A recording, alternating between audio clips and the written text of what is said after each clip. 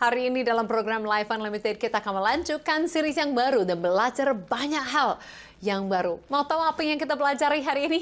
Untuk itu mari kita masuk dalam program Life Unlimited.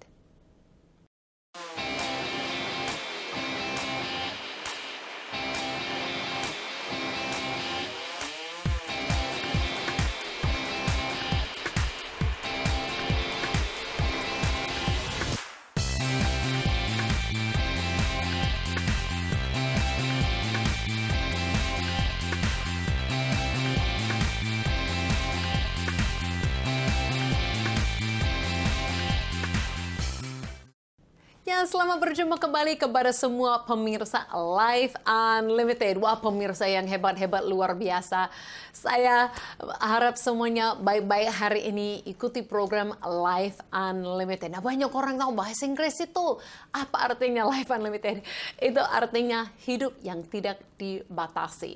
Ya, kita mau hidup yang jalan sesuai dengan Tuhan. Tuhan yang dapat lakukan yang mustahil. Tuhan yang dapat lakukan jauh lebih daripada yang kita minta dan pikirkan. Jadi kita tidak membatasi hidup, tapi kita izinkan Tuhan yang ajaib melakukan hal yang luar biasa melalui kehidupan kita.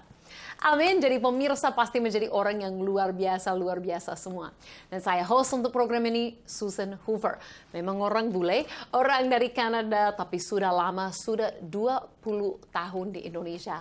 Wow, sudah jadi orang Indonesia, ya kan? Ya, jadi saya harap melalui program ini kita semua dapat semangat baru, lebih lagi mengenal Yesus dan mengalami semua yang luar biasa yang Dia sudah sediakan bagi kita. Kalau ada yang mau bertemanan dengan saya lebih daripada program ini, boleh ikut social media yang ditayangkan di bawah sepanjang program ini seperti TikTok, YouTube, dan yang lain-lain.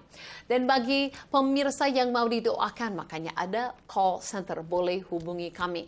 Dan memang banyak permintaan doa itu untuk sakit penyakit atau masalah seperti itu yang dihadapi. Tapi kemarin ada seseorang bapak yang dari bagian timur yang minta didoakan dan dia berterima kasih laporan baru kami terima bulan lalu karena dia telah menang dan dilantik sebagai kepala desa dan sudah 1 bulan bekerja di sana sebagai kepala desa. Harap dia menjadi teladan yang baik, pemimpin yang baik bagi desanya. Dan percaya anak Tuhan bisa menerima posisi seperti itu, menjadi pengaruh yang baik bagi banyak orang oleh hikmat yang Tuhan beri. Amin. Jadi dengan permintaan atau apapun yang lain boleh hubungi kami. Atau kalau ada yang mau tahu lebih banyak tentang pribadi Yesus, segera hubungi call center dan mereka siap-siap untuk ceritakan kedahsyatan Tuhan. Hari ini kita akan lanjut kemana? Lanjut dalam series kita. Kan kita lagi pelajari banyak hal tentang kerasulan Paulus atau pelayanannya Paulus. Kenapa? Berapa bulan yang lalu saya pergi ke kota Roma. Tapi bukan saja saya pernah pergi ke kota Roma dan ambil langkah-langkah di mana Rasul Paulus ambil langkah. Pernah juga sebelum itu saya pergi ke kota Efesus di mana dia juga jalani. Dan beberapa tempat yang lain. Dan saya juga sangat suka pelajari karena hidup itu Rasul Paulus menjadi satu teladan bagi saya. Sampai di sekolah Alkitab di mana saya memimpin, saya mengajar satu topik, satu pelajaran penuh tentang kehidupan Paulus. Banyak hal yang kita bisa pelajari. Dan banyak hal yang berinspirasi kepada kita seperti minggu lalu kita belajar untuk tidak menyerah. Wah, saya percaya selama 1 minggu ini semua pemirsa yang setia kuat-kuat. Amin. Hari ini kita akan lanjut untuk belajar apa? Rela menjadi segala sesuatu. Nah, kita selalu ingatkan Rasul Paulus sebagai orang yang begitu hebat, ya, orang yang begitu besar, luar biasa, rasul yang terbesar yang pernah ada, sangat menghargai. Tapi saat dia jalani di dunia, dia tidak selalu terima seperti itu.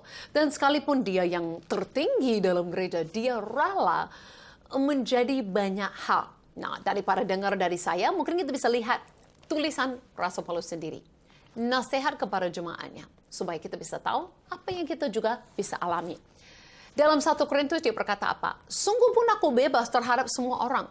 Aku menjadikan diriku hamba dari semua orang supaya aku boleh memenangkan sebanyak mungkin orang.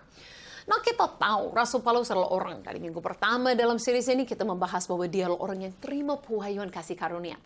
Dia tahu dia bebas terhadap hukum Taurat. Dia tahu bahwa dia tidak ikut lagi di bawah perjanjian lama. Tapi oleh kasih karunia Tuhan, dia sudah terima keselamatan.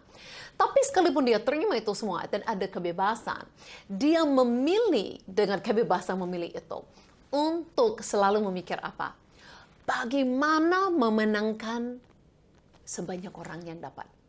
Maksudnya apa? Bagaimana memenangkan jiwa-jiwa untuk Tuhan. Jadi dia bebas, dia sudah terima kasih karunia, dia sudah terima keselamatan. Seperti kita juga hari ini. Tapi dia tidak hanya puas dengan dia sendiri selamat masuk surga. Dia mau pikir bagaimana selagi di dunia ini untuk membawa sebanyak-banyaknya orang datang dan mengalami kebaikan Tuhan, mengalami kasih Tuhan, mengalami kuasa Yesus. Nah, saya harap melalui program Life Unlimited ini juga melakukan itu. Mungkin ada pemirsa saat ini yang belum mengenal Yesus, dapat mengenal Yesus yang mengasihimu. Ada pemirsa yang mungkin sudah mengenal Yesus, tapi mungkin tidak tahu bagaimana Tuhan memanggilmu dan melakukan hal besar dalam hidupmu. Bisa ditemukan. Jadi Rasul Paulus berkata, dia mau berpikir kehidupannya rela menjadi segala sesuatu supaya memenangkan banyak sekali orang. Jadi tidak hanya perlu dia di tempat tinggi-tinggi dihormati, tapi dia rela ubah cara hidupnya. Nah, seperti apa? Dia menjelaskan ini dalam beberapa ayat yang berikut berkata apa? Bagi orang-orang yang lama, aku menjadi seperti orang yang lemah. Bagi orang yang dapat supaya aku dapat menyelamatkan mereka yang lemah. Bagi semua orang, aku telah menjadi segala-galanya supaya aku sedapat mungkin memenangkan beberapa orang dari antara mereka. Nah, bukan saja lama, ada berkata yang di bawah hukum Taurat, sekalipun dia sudah tidak di bawah hukum Taurat, dia mau menjalankan hidupnya seperti itu. Dia mau datang kepada mereka seperti itu. Nah, ini ada batasnya. Bukan artinya supaya memenangkan orang berdosa, kita berdosa supaya memenangkan mereka. Tapi maksudnya kita rela berpikir untuk bagaimana orang lain. Tidak hanya dengan kenyamanan diri kita sendiri. Contohnya kadang-kadang kalau kami lakukan penginjilan di beberapa tempat yang mungkin tidak terbiasa buat penginjilan di daerah-daerah di mana tidak ada orang yang sudah percaya kepada Yesus, kami buat acara itu dengan menyanyikan lagu-lagu nasional ya, apalagi kita suka merayakan pada hari bulan Agustus, nyanyikan lagu-lagu nasional bukan saja lagu-lagu rohani. Orang tanya kepada saya, Susan, kenapa kamu tidak suka nyanyi lagu-lagu rohani? Saya lebih suka lagu-lagu rohani. Kalau di rumah, saya sendiri hampir 100% waktu itu dengar lagu rohani. Saya suka menyembah Tuhan, saya jauh lebih suka lagu rohani. Tapi saya buat acara itu bukan untuk menjangkau orang yang sudah kenal Yesus. Saya menyanyikan lagu nasional, ingatkan hari kemerdekaan untuk buat orang yang belum kenal Yesus supaya mereka mau datang dan akan dengar Injil di situ. Setelah mereka boleh mengenal Yesus, mereka boleh ikut menyembah Yesus dengan lagu penyembahan. Jadi kita berpikir bukan dengan melakukan dosa, tapi memikir bagaimana memenangkan orang. Contohnya ada banyak tahun yang lalu saya sering lewat-lewat di jalan satu desa yang terkenal untuk prostitusi. Nah, saya tidak melakukan prostitusi untuk menjangkau mereka yang melakukan prostitusi. Pasti tidak. Tapi saat saya masuk ke daerah itu, saya harus pikir bahwa pakaian saya jangan pakai terlalu dari pakaian gereja ya, harus lebih santai sedikit lah, harus lebih dengan cara mudah bicara kepada mereka, tidak langsung dengan bahasa Alkitab, ayat-ayat Alkitab. Bagaimana bisa berkata kepada mereka, tanya-tanya kehidupan mereka sampai ada jalan masuk kasih Tuhan bagi mereka, dan itu berhasil. Dan memang Yesus pun lakukan itu. Saat Yesus datang ke dunia ini, dia berkata kepada orang nelayan seperti Petrus, aku akan jadikan kamu penjala manusia. Dia tidak langsung katakan rasul. Dia bicara pakai kosakata yang mereka bisa mengerti. Jadi Rasul Paulus hebat, tinggi, rasul. Tapi dia berkata, aku rela turunkan posisiku, rendahkan diriku untuk memenangkan orang lain. Wah, itu hati yang luar biasa. Nanti kita ketemukan bagaimana mendapatkan hati seperti itu. Amin. Oke, karena itu mungkin kita bisa masuk dalam satu video klip yang singkat ini. Yang untuk kita lihat bagaimana dia rela jadi segala sesuatu. Sedikit klip dari kehidupan Paulus. Siapakah itu? Saulus, Tuhan Yesus yang telah menampakkan diri kepadamu menyuruh aku agar engkau dapat melihat lagi dan penuh dengan Roh Kudus.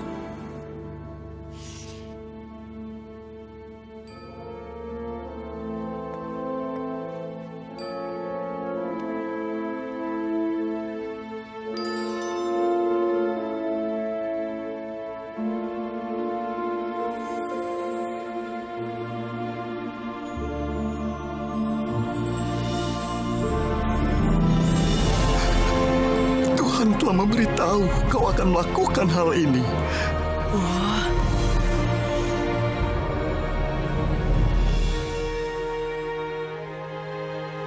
Sekarang apalagi yang kau tunggu? Serahkanlah dirimu dibaptis, mulailah hidup baru, muliakanlah Tuhan.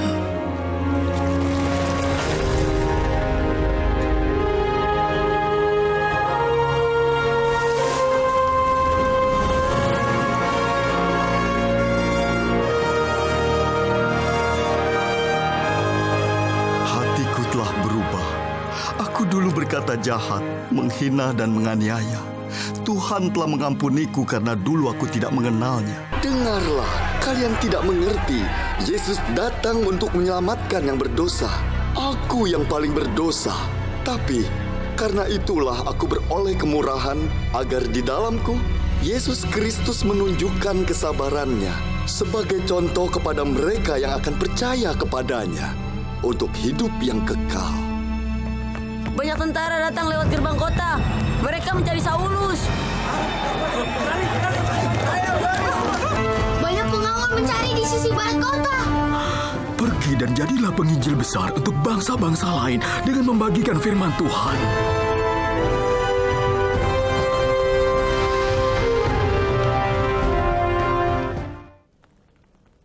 Ya, dari klip itu mungkin kita sudah dapat juga masuk ke dalam poin yang kedua.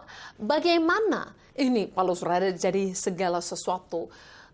Karena dia juga mau jaga kehidupan dalam segala area. Jadi Rasul Paulus mikir tentang bagaimana apa yang dia lakukan, ada resiko atau ada dampaknya kepada orang lain. Sampai dia berani katakan kepada jemaat yang ada di 1 Tesalonika, kepada jemaat di Tesalonika dia berkata, kamu adalah saksi. Demikian juga Allah betapa sekali adil dan tak percatat kami berlaku di antara kamu yang percaya. Kamu tahu betapa kami seperti bapa terhadap anak-anak telah menasihati kamu dan menguatkan hatimu seorang demi seorang dan meminta dengan sangat supaya kamu hidup sesuai dengan kehendak Allah yang memanggil ke dalam kerajaan dan kemuliaannya. Jadi dia minta orang ingat apa? Tuhan sudah kasih kita masuk dalam kerajaannya, sudah dalam kemuliaannya. Jadi kita jaga tingkah laku kita jaga kehidupan kita, bukan supaya diselamatkan. No, itu pikiran yang salah. Justru karena sudah diselamatkan, kita sudah dikuduskan, kita sudah dibenarkan, kita sudah dapatkan surga, kita sudah dalam kerajaan Allah. Makanya kita ingat bagaimana cara kita hidup kita ada pengaruh bagi orang lain. Kita bukan jaga perbuatan supaya diselamatkan. Itu salah. Kita jaga kehidupan kita karena kita tahu kita sudah diselamatkan. Kita kan mengerti bahwa Yesus sudah di dalam diri kita. Nah, Paulus kasih contoh kepada banyak jemaat. Banyak sekali dalam area ini. Bagaimana dengan keuangan? Contohnya, kalau bisa jangan menjadi orang yang pinjam-pinjam, tidak bayar pinjaman. Ya, tapi belajar untuk bagaimana hidup tidak bergantung kepada orang lain. Atau mungkin dengan makanan. Pada waktu itu, mereka harus jaga makanan. Apakah itu sudah pernah dipersembahkan kepada dewa? Mungkin kita tidak lakukan itu. Tapi contohnya saya pernah tinggal di daerah di mana tetangga-tetangga tidak makan babi. Ya, saya belajar untuk saya tidak makan babi. Sampai hari ini pun tidak suka makan babi. Ya, kenapa? Karena saya buat hidup saya sesuai supaya jangan orang ada alasan tolak saya atau tolak Injil karena sesuatu yang kita lakukan. Jujur saja kalau saya dibesarkan di Kanada, kalau musim panas beda pakaian dengan musim dingin. Musim dingin banyak jaket, banyak tebal, banyak sekali pakaian. Kalau musim panas ya biasa di sana pakai pakaian yang tidak terlalu banyak ya, yang tidak ada pakaian, yang baju tidak ada tangan atau bagaimana. Nah, itu di sana tidak dianggap seksi, itu biasa. Tapi kalau di Indonesia, bagaimana kalau saya pakai pakaian itu? Jadi saya rela berubah. rela ikut budaya supaya apa? Membawa Injil kepada banyak orang. Jadi kita jaga area kehidupan kita. Bukan supaya diselamatkan. Kita sudah diselamatkan. Kita sudah terima segala sesuatu bukan oleh perbuatan karena anugerah Tuhan kepada kita. Tapi karena kita rindu melalui hidup kita. Orang lain alami Yesus dan diselamatkan. Wah, ini pelajaran yang Rasul Paulus berikan kepada kita. Tapi sebenarnya bukan teladan Rasul Paulus. Sebenarnya semuanya dari teladan Yesus. Nah, Rasul Paulus pun rela jadi segala sesuatu dengan bagaimana? Satu lagi yang sangat menarik kepada saya. Tapi daripada saya duduk di sini, saya pernah ceritakan pergi ke Roma, ke gereja yang dibangun untuk menghargai Rasul Paulus, Basilika Rasul Paulus. Ya, ikut saya ke sana untuk mendapatkan satu hal yang baru lagi. Hari ini aku di mana? Aku di tempat yang istimewa. Mau tahu di mana? Aku lagi di kota Rome di Italia. Dan saya lagi di depan satu gereja yang wow, istimewa, cantik, mulia, agung. Di mana itu? Ini adalah gereja bernamanya adalah Gereja Apostol Paulus, Rasul Paulus ya. Nah, ini adalah gereja yang sangat luar biasa sekali. Kita bisa lihat kecantikannya, keagungannya. Kenapa? Karena ini adalah tempat yang menghargai Rasul Paulus. Memang kita semua menghargai Rasul Paulus kan. Kita tahu Rasul Paulus itu adalah Rasul terbesar. Ya, yang memberitakan Injil, yang menulis bagian besar daripada perjanjian baru. Dan kita sangat menghargai dia. Dan seharusnya kita menghargai dia. Memang orang yang tetap berani beritakan Injil. Tapi kalau kita tahu, dia begitu berani beritakan Injil. Sampai di kota Roma ini dipenjarakan. Saat dipenjarakan, dia menulis berapa surat. Di antaranya adalah Kolose. Nah, dalam Kolose ini, pasal 4, Rasul Paulus katakan apa? Dia katakan, tolong doakan aku. Doakan aku. Kenapa? Karena aku kurang berani. Saya mau kalian doakan aku biar aku berani ambil setiap kesempatan yang Tuhan berikan kepadaku dan memberitakan Injil seperti seharusnya. Nah, kita ingat Rasul Paulus seperti ini. Orang yang kita hargai, orang yang wow, seharusnya buat gereja begitu cantik besar mengingatkan dia. Itu betul. Tapi kita seharusnya juga mengingatkan Rasul Paulus sendiri rendah hati. Dia tahu dia tidak sempurna. Dia tahu dia rasul terbesar, tapi tetap minta didoakan orang lain supaya tetap berani memberitakan Injil. Nah, ini adalah teladan yang luar biasa bagi kita. Sebagaimana kita ikut Kristus, bagaimana dipakai Tuhan, kita tidak sampai sempurna-sempurna. Masih perlu didoakan orang lain. Masih perlu dukungan dari para teman-teman. Ini adalah teladan yang luar biasa hari ini kita pelajari dari Rasul Paulus.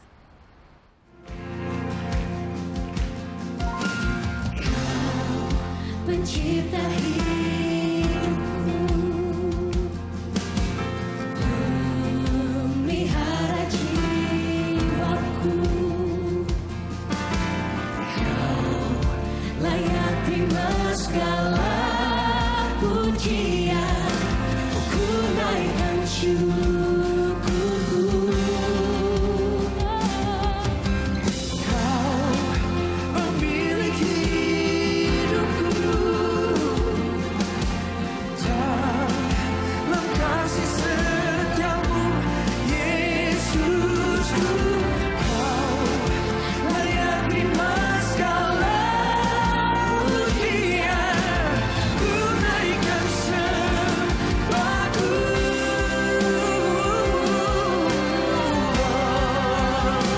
Segala pujian dan syukur bagimu, Allah yang mulia, kuduslah namamu. Kaulah yang awal, yang akhir dari segalanya. Yesus, Kaulah pujian bagiku. Segala pujian dan syukur bagimu, Allah yang mulia, kuduslah namamu. Allah yang awal, yang akhir dari segalanya.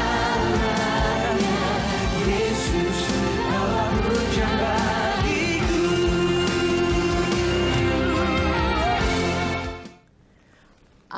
Dia pemimpin, dia rasul, tapi apa? Dia sering, bukan saja di situ, tapi di surat itu, tapi sering dia bawa permintaan doa. Dia rela meminta doa. Nah, kadang-kadang kita pikir, oh itu hanya jemaat meminta kepada gembalanya minta didoakan. Nah, ini pemimpin, ini rasul gembala yang minta kepada jemaatnya didoakan. Jadi dia menunjukkan bahwa dia bukan orang sempurna, dia bukan orang yang tahu segala sesuatu, tidak ada masalah. Sering diminta doa untuk apa? Supaya tetap berani beritakan Injil. Jadi artinya dia masih manusia seperti kita. Dia masih tahu bahwa kadang-kadang ada perasaan takut, kadang-kadang ada perasaan dibatasi diri, dan hal-hal yang lain. Jadi dia sering bawa permintaan doa seperti ini kepada jemaatnya. Bahkan tahu nggak, dalam perjanjian baru, kalau nggak salah hitung, itu ada 8 kali. 8 kali dia bawa permintaan doa. Minta didoakan oleh jemaat, oleh anak rohaninya. Nah, dia bukan minta kepada orang yang lebih tinggi, doakan dia. Dia mau minta kepada orang yang dia doakan. Jadi ini kan kasih gambaran kepada kita. Kita tidak harus sok-sok sempurna. Tidak ada manusia yang sempurna. Tidak ada yang terlalu tinggi, terlalu besar, tidak perlu didoakan, tidak perlu pertolongan dari Tuhan. Kita semua perlu itu. Saya pun sering dengan murid di sekolah Alkitab atau Alkitab berjemaat minta untuk ini permintaan doa, ini juga. Nah, bukan dengan saya mengeluh terus, saya memang harus memimpin, tapi kita harus mengerti kita semua manusia. Satu-satunya yang sempurna itu Yesus. Jangan kita buat palsu atau pura-pura di depan orang. Paulus rela untuk kita melihat dia manusia biasa. Dia juga perlu pertolongan Tuhan. Dia bawa permintaan doa kepada jemaat. Dan saya percaya kita juga belajar bahwa kita tidak harus sosok sempurna. Bukan saja di depan orang, di depan Tuhan. Tuhan yang tahu semua kesalahan kita. Tuhan yang tahu semua kelemahan kita. Dan Tuhan tetap menerima kita apa adanya dan mau menolong kita. Jangan kita pura-pura kuat. Mari kita datang kepada Tuhan. Jujur terbuka kepadanya dan terima kekuatan yang datang daripadanya. Amin. Oke, kalau kita lanjutkan, apa kita bisa terima ini semua? Seperti saya katakan tadi, pasti ada kuncinya untuk Rasul Paulus bisa kuat, Rasul Paulus bisa rela menjadi seperti ini, tertinggi tapi rela menjadi lemah untuk menjangkau orang lain. Kenapa dia bisa seperti itu? Karena yang terutama menjadi teladan bagi kita, sekalipun kita belajar tentang Paulus, adalah Yesus. Teladan bagi Paulus juga adalah Yesus. Teladan bagi kita semua sebenarnya adalah Yesus. Nah, kita bisa lihat bagaimana Yesus bekerja luar biasa di banyak orang kehidupan mereka seperti dia. Tapi kita juga selalu harus kembali lagi lihat bukan orangnya yang hebat, tapi Yesus yang terhebat. Kalau satu-satunya yang rela jadi segala sesuatu, itu adalah Yesus. Ini yang dikatakan dalam firman Tuhan. Dalam Filipi pasal 2. Ingatan bagi kita semua yang dituliskan oleh juga Rasul Paulus. Katanya apa? Hendaklah kamu dalam hidupmu bersama menaruh pikiran dan perasaan yang terdapat juga dalam Kristus Yesus. Jadi kita mau berpikir sama seperti bagaimana Yesus berpikir. Yang walaupun dalam rupa Allah tidak menganggap kesetaraan dengan Allah itu sebagai milik yang harus dipertahankan. Melainkan telah mengosongkan diri sendiri dan mengambil rupa seorang hamba dan menjadi sama dengan manusia. Jadi kita tidak harus merasa posisi, kehormatan, sesuatu itu harus dipertahankan. Yesus tidak merasa posisinya di surga harus dipertahankan. Rela menjadi manusia, manusia yang lemah, manusia yang rela menjadi bayi pun, yang bergantung kepada mama, yang bergantung kepada orang lain untuk makan dan dibesarkan. Sampai pun itu paling luar biasa. Dan dalam keadaan sebagai manusia, dia telah merendahkan dirinya dan taat sampai mati. Bahkan sampai mati di kayu salib. Yesus bukan saja rela tinggalkan surga dengan sempurna, kekayaan, kemuliaan. Rela menjadi manusia yang lemah dan terbatas. Dan hanya bisa di satu tempat pada satu waktu. Itu sudah pengorbanan yang luar biasa. Yesus rela. Sampai pun mati. Di kayu salib itu adalah hukuman mati yang paling sakit, hukuman mati yang paling malu, hukuman mati yang terburuk sebagai seorang kriminal padahal nggak ada kesalahan. Jadi kalau kita bahas hari ini, kenapa kita rela kadang-kadang untuk terbuka kita merendahkan diri, atau rela minta doa daripada yang lain, atau rela jadi segala sesuatu membawa orang lain kepada Yesus. Karena teladan kita, Tuhan kita rela lakukan segala sesuatu supaya kita selamat, supaya mereka selamat. Kenapa kadang-kadang kita mau rela untuk lakukan apa yang kita bisa lakukan? Untuk program ini saya harus rela untuk mengorbankan dana cukup banyak untuk ini. Kenapa? Supaya saya harap pemirsa boleh tahu kasih Tuhan Yesus rela lakukan apapun untuk menyelamatkanmu. Saya harus rela untuk apa yang saya boleh lakukan supaya boleh dengar bahwa Yesus yang rela sebenarnya lakukan yang ajaib. Saya sungguh nggak ada apa-apanya. Yesus yang rela menjadi manusia.